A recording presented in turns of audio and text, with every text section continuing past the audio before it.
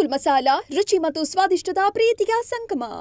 JDS ಭದ್ರಕೋಟೆ ಹಾಸನದಲ್ಲಿಂದು ಕಾಂಗ್ರೆಸ್ ರಣಕಹಳೆ. ಒಗ್ಗಟ್ಟಿನ ಪ್ರದರ್ಶನವೋ ಸಿದ್ದರಾಮಯ್ಯ ಡಿಕೆಶಿ ನಡುವಿನ ಪವರ್ ಶೋ ಮೇಲಾಟವೋ? ಈ ಸುದ್ದಿಯನ್ನು ನೋಡೋಣ. ಕಾಂಗ್ರೆಸ್ ಕಹಳೆ ನ್ಯೂಸ್ ಟಾಪ್ 9ನಲ್ಲಿ. ಒಕ್ಕಲಿಗ ಪ್ರಾಬಲ್ಯದ ಜೆಡಿಎಸ್ ಭದ್ರಕೋಟೆಯಲ್ಲಿ ಕಾಂಗ್ರೆಸ್ ಕಹಳೆ ಊದಲು ಸಜ್ಜಾಗಿದೆ.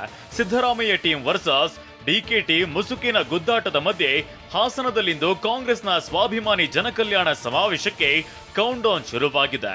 ಅರಸೀಕೆರೆ ರಸ್ತೆಯ ಎಸ್ಎಂ ಕೃಷ್ಣ ನಗರದಲ್ಲಿರೋ ಕೆಎಸ್ಸಿಎ ಕ್ರಿಕೆಟ್ ಮೈದಾನದಲ್ಲಿ ಕಾರ್ಯಕ್ರಮ ನಡೆಯಲಿದ್ದು ಲಕ್ಷ ಜನರ ಆಗಮನದ ನಿರೀಕ್ಷೆ ಇದೆ.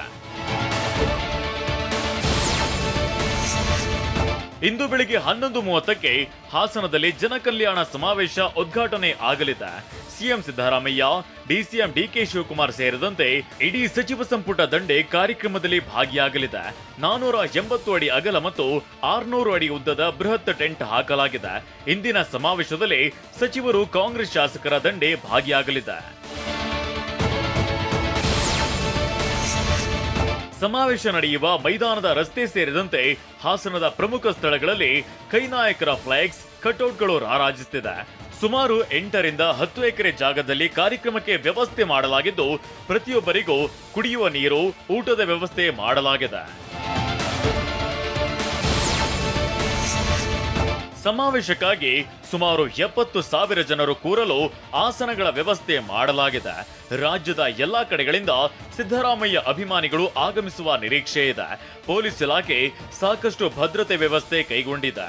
5 ಎಸ್ಪಿಗಳು, 6 ಎಎಸ್ಪಿಗಳು, 12 ಡಿವೈಎಸ್ಪಿ, 50ಕ್ಕೂ ಹೆಚ್ಚು ಸಿಪಿಐ, 80ಕ್ಕೂ ಹೆಚ್ಚು ಪಿಎಸ್ಐಗಳು ಸೇರಿದಂತೆ 2,000 ಪೊಲೀಸರನ್ನ ನಿಯೋಜನೆ ಮಾಡಲಾಗಿದೆ. ವೇದಿಕೆಯಲ್ಲಿ ಮಾತ್ರ ಜನಕಲ್ಯಾಣ ಸಮಾವೇಶ ಅಂತ ಇದ್ರೂ ಇಡೀ ನಗರದಲ್ಲಿ ಸ್ವಾಭಿಮಾನಿ ಸಮಾವೇಶ ಹೆಸರಿನ ಫ್ಲೆಕ್ಸ್ಗಳೇ ಕಣ್ಣು ಕುಕ್ಕುತ್ತಿವೆ. ಸಿದ್ದರಾಮಯ್ಯ ಅಭಿಮಾನಿಗಳ ಪ್ರಾಬಲ್ಯದ ಸಮಾವೇಶ ಅಂತ ಸಾರಿ ಹೇಳ್ತಿದೆ. ಹಾಸನ, ಮಂಡ್ಯ, ಮೈಸೂರು, ಚಾಮರಾಜನಗರ, ಕೊಡಗು, ಚಿಕ್ಕಮಗಳೂರು, ತುಮಕೂರಿನಿಂದ ಸಾವಿರಾರು ಬಸ್ಗಳ ಮೂಲಕ ಸಮಾವೇಶಕ್ಕೆ ಜನರು ಆಗಮಿಸುತ್ತಿದ್ದಾರೆ. ಹಳೆ ಮೈಸೂರಿನಲ್ಲಿ ಜೆಡಿಎಸ್ ಜೊತೆ ದೋಸ್ತಿ ಮಾಡಿಕೊಂಡು ಬಿಜೆಪಿ ನೆಲೆಯೂರುತ್ತಿರುವುದನ್ನ ತಡೆದು ತಮ್ಮ ಪಕ್ಷದ ಹಿಡಿತ ಸಾಧಿಸುವುದು ಈ ಸಮಾವೇಶದ ಹಿಡನ್ ಅಜೆಂಡಾ ಅನ್ನೋ ಚರ್ಚೆ ನಡೆಯುತ್ತಿದೆ. ಅಹಿಂದ ವರ್ಗವನ್ನ ಒಗ್ಗೂಡಿಸಿ ಹಳೆ ಮೈಸೂರು ಭಾಗವನ್ನ ಕಬ್ಜಾ ಮಾಡೋದು ಕಾಂಗ್ರೆಸ್ ರಣತಂತ್ರ ಎನ್ನಲಾಗ್ತಿದೆ.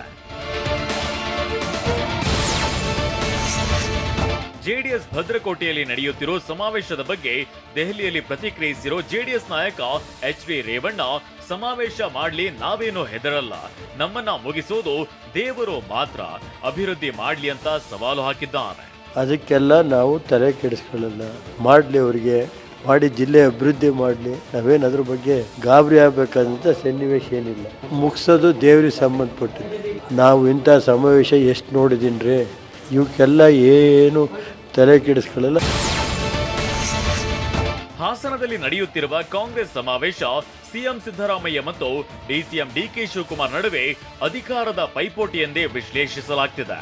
ಮೊದಲು ಸ್ವಾಭಿಮಾನಿ ಸಮಾವೇಶ ಅಂತ ಇದ್ದ ಹೆಸರನ್ನ ಜನಕಲ್ಯಾಣ ಸಮಾವೇಶ ಅಂತ ಬದಲಿಸಲಾಗಿದೆ. ಸಿದ್ದರಾಮಯ್ಯ ಒನ್ ಮ್ಯಾನ್ ಪವರ್ ಶೋಗೂ ಹೈಕಮಾಂಡ್ ಬ್ರೇಕ್ ಹಾಕಿದ್ದು ಇದು ಪಕ್ಷದ ಸಮಾವೇಶ ಅಂತ ಡಿಕೆಶಿ ಹೇಳಿದ್ದಾರೆ.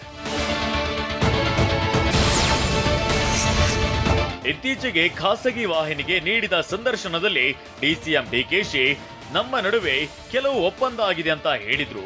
ಇದಕ್ಕೆ ಪ್ರತಿಕ್ರಿಯೆ ನೀಡಿರುವ ಸಿಎಂ ಸಿದ್ದರಾಮಯ್ಯ, ಅಂತಹ ಯಾವುದೇ ಒಪ್ಪಂದ ಆಗಿಲ್ಲ, ಹೈಕಮಾಂಡ್ ತೀರ್ಮಾನದಂತೆ ನಡೆದುಕೊಳ್ತೇವೆ ಅಂತ ವ್ಯತಿರಿಕ್ತ ಹೇಳಿಕೆಯನ್ನ ನೀಡಿದ್ದಾರೆ. ಇದಕ್ಕೆ ಪ್ರತಿಕ್ರಿಯಿಸಿರೋ ಡಿಕೆಶಿ, ಮುಖ್ಯಮಂತ್ರಿಗಳು ಹೇಳಿದ ಮೇಲೆ ನೋ ಡಿಸ್ಕಷನ್, ನೋ ಡಿಬೇಟ್ ಅಂತ ಹೇಳಿದ್ದಾರೆ. ಅಧಿಕಾರಕ್ಕೆ ಬರೋಕೆ ಮುಂಚೆ ನಮ್ಮ ನಡುವೆ ಒಂದು ಒಪ್ಪಂದ ಆಗಿದೆ ಅಂತ ಡಿಕೆ ಶಿವಕುಮಾರ್ ಹೇಳಿದ್ದಾರೆ. ನೋಡಪ್ಪ, ಯಾವ ಒಪ್ಪಂದನೂ ಆಗಿಲ್ಲ.